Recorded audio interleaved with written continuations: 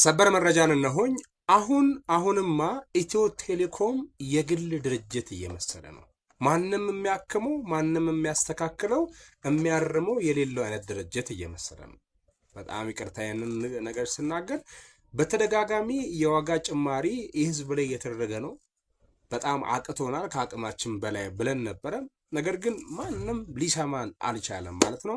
ይህ ቪዲዮ በደንብ ሼር ይደረግ፣ ተደራሽነት ያገኝ። እስኪ ድምጻችን አሁንም ዋጋ ካለው እንግዲህ እናያለን ማለት ነው። እኔ 3-4 የዋጋ ጭማሪ ብዬ ተናግሬያለሁ። እያንዳንዳችን ቤት እንግዲህ አንኳክቷል ማለት ነው። እባካችሁ ኢትዮ ቴሌኮም ይህንን ነገር በድጋሚ ቼክ ያደርገው ማለት ነው። እስኪ መረጃውን ላድርሳችሁ መጀመሪያ። እስኪ እኔ የተሰማኝን እናንተም እንዲሰማችሁ ማለት ነው።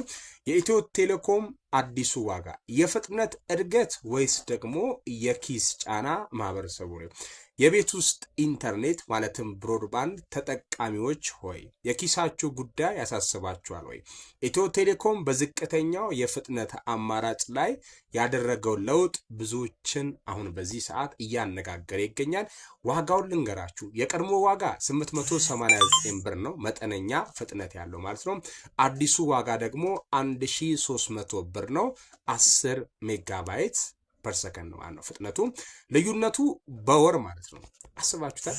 በወር 411 ብር ተጨማሪ ክፍያው በአንድ ወር ነው፣ በአመት አይደለም። ዩሲ የተጠቃሚዎችን ስጋት ልንገራችሁ፣ የኛ ፍርሃትና ስጋት ማለት ነው።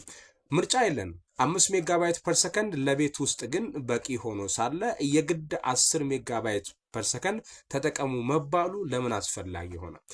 ኑሮ ተወዷል። በሁሉም አቅጣጫ ዋጋ በናረበት፣ በሁሉም እቃ ላይ ማለት ነው ዋጋ ከፍ ባለበት ኢንተርኔት የቅንጦት ሊሆን ነው። ምክንያቱም ብዙ የሚያሳስቡ ነገሮች ስላሉ ወረቀት ላይ ብቻ ነው ፍጥነቱ አሪፍና ምርጥና የጨመረ የሚባለው።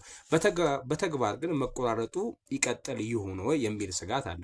የናንተ ምርጫ የትኛው ነው ውድ አድማጮቼ?